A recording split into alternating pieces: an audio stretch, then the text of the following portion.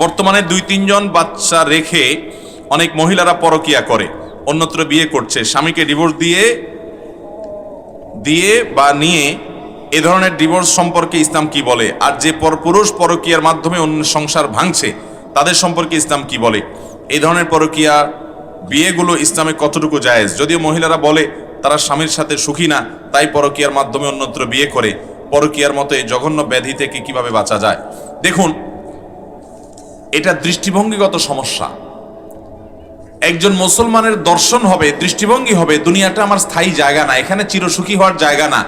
আমার স্বামী, আমার স্ত্রী, তার সাথে আমার চিরসুখ হবে এবং সবকিছু বেটে বলে হবে, এটা জীবনেও আশা করা এটা বোকামি। যদি তিনি অমানুষ হন, তো ফেরাউনের স্ত্রী আসিয়া ফেরাউনের মতো অমানুষের ঘর করেছে। নিষ্পেষণ, নির্যাতন, জুলুম কাকে বলে, কত প্রকার কি কি, সেই জুলুম করে তাকে দুনিয়া থেকে বিদায় করে ছেড়েছে, হত্যা করে ছেড়েছে নিজের স্বামী ফেরাউন আসিয়াকে। আপনি তো তার চেয়ে বেশি নির্যাতিত না। আল্লাহ তাআলা কোরআনে কারিমে এরকম দুজন নারীর দৃষ্টান্ত দিয়েছেন। একজন হলেন ইমরাতে ইমরানের দৃষ্টান্ত, একজন হলেন ইমরানের মেয়ের দৃষ্টান্ত,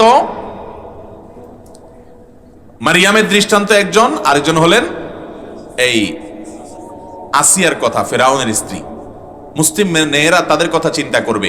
এখনকার বেশিরভাগ সংসারগুলোতে অশান্তির মূল কারণ হলো শুকরিয়া নাই, যে আমি এখানে সুখী না। আপনি এখানে সুখী না বুঝলাম, আরেক জায়গায় গিয়ে সুখী হবেন আপনারা গ্যারান্টি কে দিছে? হ্যাঁ, সীমা ছাড়াই গেছে, কোনোভাবে আর সম্ভব না। আল্লাহর দিনও আপনি পালন করতে পারেন না তার সাথে থাকতে গেলে। তাহলে সেক্ষেত্রে মুরব্বীদের সাথে পরামর্শ করেন, ওলামাদের সাথে পরামর্শ করেন, তারপরে সিদ্ধান্ত নেন, হুটহাট করেন না। কিন্তু পরকীয়া কোনো অবস্থাতে জায়েজ হতে পারে? শুধু নাজায়েজ আর হারামই না, পরকীয়া হলো ইসলামে এত জঘন্য অপরাধ। ইসলামী শরীয়তের দণ্ডবিধি এবং শাস্তির যত বিধিবিধান আছে, এর মধ্যে সবচেয়ে জঘন্য, সবচেয়ে কঠোর শাস্তি দেওয়া হয় এই পরকীয়া যারা করে তাদেরকে। কারণ বিবাহিত মানুষ জেনা করলে তার যে শাস্তি, এত নির্মম শাস্তি ইসলামে অন্য কোন অপরাধ করলেও দেওয়ার কথা বলা হয় না। তাহলে বোঝা যায় এটা কত ডেঞ্জারাস এবং ভয়াবহ বিষয়। এই জন্য ভাইরা আমার, বিবাহিত মানুষ অন্য বিবাহিত পুরুষ বিবাহিত নারীর সাথে যদি কোনো অবৈধ সম্পর্কে লিপ্ত হয়, এরপরে সেখান থেকে চলে যায়। অনেক সময় মেয়েরা ডিভোর্স দিয়ে দেয়, এত সহজ না ডিভোর্স।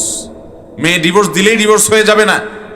মেয়ে অর্পিত তালাকের পাওয়ার পাইলে, সেই শর্ত যেগুলোর ভিত্তিতে অর্পিত তালাক পাইলো, সেই শর্তগুলো পাওয়া গেলে, তারপরে আবার তালাকের যে অন্যান্য শর্ত সারাতে সেগুলো পাওয়া গেলে বিচ্ছেদ হতে পারে, বহু যাওয়ার যদির পরে সেটা।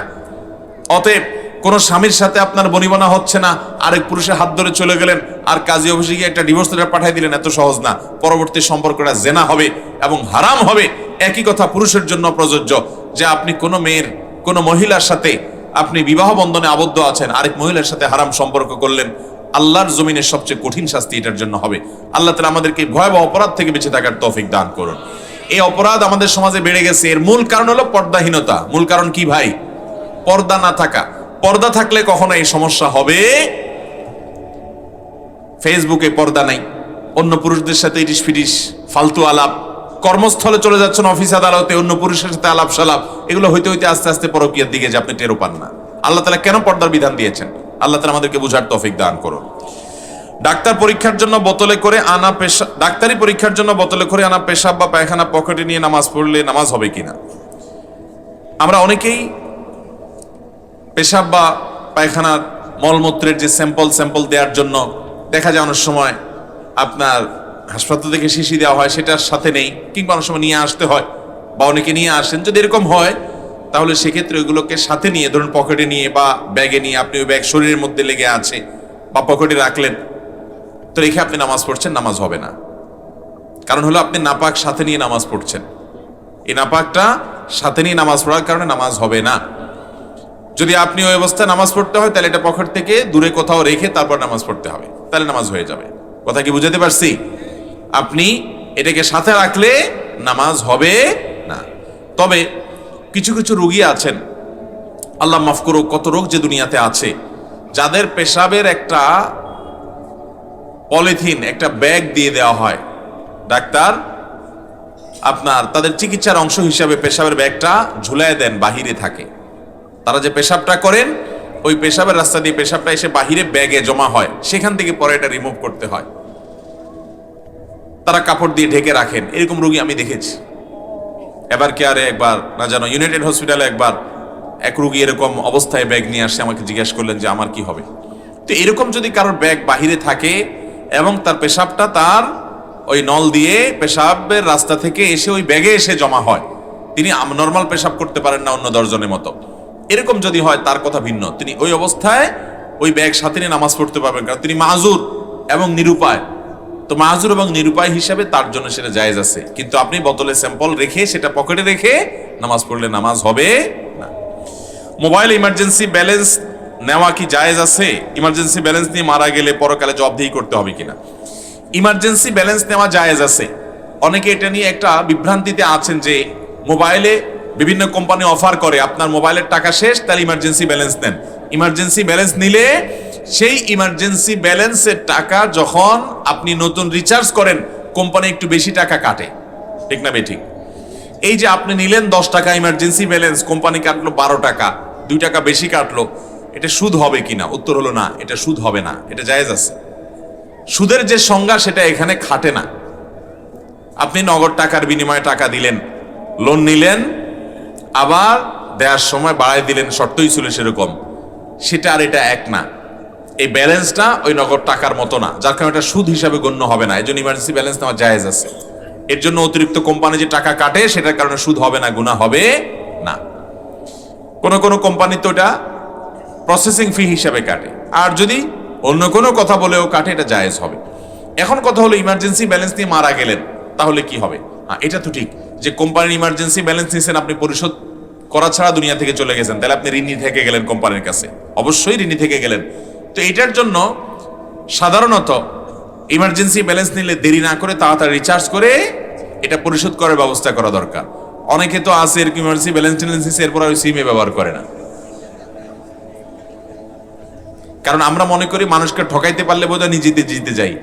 মনে রাখবেন, পৃথিবীতে কেউ কাউকে ঠগায়া নিজে কখনো জিততে পারে না। যে ঠগায় সে নিজেই হারে। যাকে ঠগায় তার আসলে সাময়িক ক্ষতি হয়, তাকে কোনোদিন আসলে ঠকায়া এই লোক ক্ষতিগ্রস্ত করতে পারে না।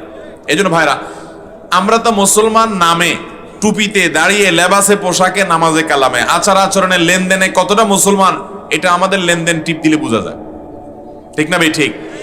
মুসলমান হবে সে, নবী সাল্লাল্লাহু আলাইহি সাল্লাম বলেছেন আহসানুকুম আহসানুকুম কাদা, তোমাদের মধ্যে সবচেয়ে ভালো মানুষ সে যে লেনদেনে সবচেয়ে ভালো মানুষ। অনেক লোক দেখবেন নামাজ কালাম পড়ে, দাড়িও আছে, টুপিও আছে, মসজিদে যায়, সবই ঠিক আছে। উনি দোকানে, বাজারে যে দোকান থেকে বাকি খাইছেন, যেই দোকান থেকে বাকি খাইছেন পরবর্তী সদাই আর ওই দোকান থেকে করে না, এমনকি ওই দোকানের সামনে দিয়ে আর হাঁটেও না, অন্য দোকান থেকে যায় নগদ খায়। আছে না নাই? এই লোক কখনো ভালো মুসলমান হতে পারে? নামাজ এতগুলা পড়লেন, তাসবিহ এতগুলা জপলেন, কোরআন তেলাওয়াত কতগুলা করলেন, জিকির আজকার কতগুলা করলেন, এর নাম ভালো মুসলমান না? আপনি ফরজ আমলগুলা করেন, নফল করতে পারলে ভালো, না করতে পারলে অসুবিধা নাই, লেনদেনটা ঠিকঠাক রাখেন, কারো হক মারবেন না, 2 নম্বরই করবেন না, চিটারি বাটপারি করবেন না, এ হলে এ ক্লাসের মুসলমান। আল্লাহ তাআলা আমাদেরকে এ ক্লাসের মুসলমান হওয়ার তৌফিক দান করুন। অতএব মোবাইল ইমার্জেন্সি ব্যালেন্স নিছেন, দেরি করবেন না, দ্রুততার সাথে রিচার্জ করে ফেলেন যাতে এটা পরিশোধ হয়ে যায়। আর সন্তান সন্ততিদেরকে বলে রাখবেন, সাধারণত বলা লাগে না, বেশিরভাগ ফ্যামিলিতে বাবা মারা গেলে, মা মারা গেলে, কেউ মারা গেলে তার সিমটাতে অন্য কেউ ব্যবহার করে, তখন রিচার্জ করলে এটা তো পরিশোধ হয়েই যাবে। তারপরেও ওসিয়ত করে যেতে পারি আমরা সতর্কতার জায়গা থেকে যে আমার মোবাইলে কখন ইমার্জেন্সি ব্যালেন্স নেওয়া থাকলে সেটা যেন পরিশোধ হয়ে যায়, সেজন্য তোমরা উদ্যোগ নিও এবং খেয়াল করি, এটা বলে দেওয়া যাওয়া যেতে পারে।